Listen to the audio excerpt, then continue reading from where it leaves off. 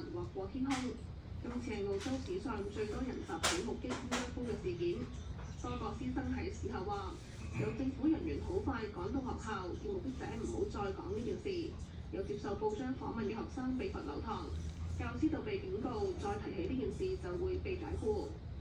澳洲廣播公司喺事件嘅60週年訪問多位目擊者，佢哋話當時正值冷戰高峰期，佢哋明白到政府有好多同美國合作嘅軍事機密要隱瞞。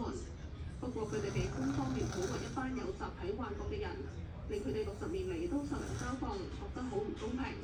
佢哋都好肯定，當日的確見到一個雙層嘅銀色圓盤形物體飄浮喺空中，體積相當於兩架車。佢漂浮一陣之後急速飛走，喺附近一個灌木叢降落。And I thought, no, it's not an aeroplane, no engine, nothing.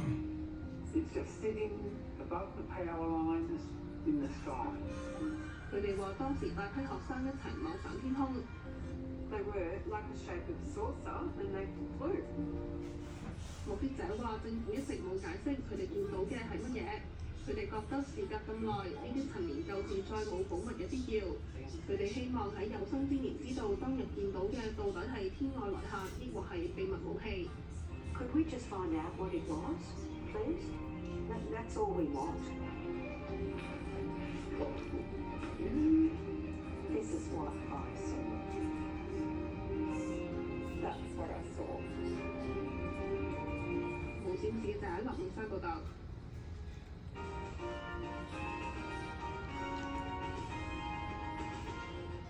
AM730社評：美國總統特朗普尋日召開記者會，詳細描述美軍拯救被擊落飛行員嘅行動，試圖塑造一場荷里活電影式嘅英勇傳奇。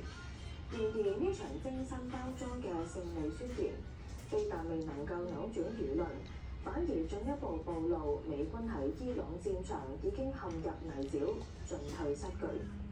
拯救一個飛行員需要動用如此龐大嘅資源，恰恰説明咗美軍無法喺地面站穩陣腳，更遑論從陸路進攻伊朗。特朗普嘅民望持續下滑，所謂嘅聚奇效應喺佢身上完全失靈。中東嘅僵局恐怕只會延續更長時間。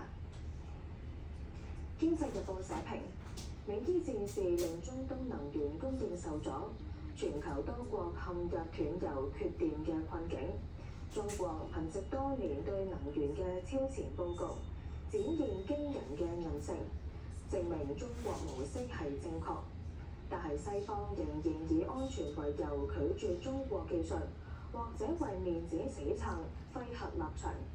能源安全從來唔係零和遊戲，而係發展同生存嘅共同議題。中國模式已經證明行得通同有效。西方國家此刻面臨嘅選擇，不僅關乎短期供電，更決定長期競爭力同民眾福祉。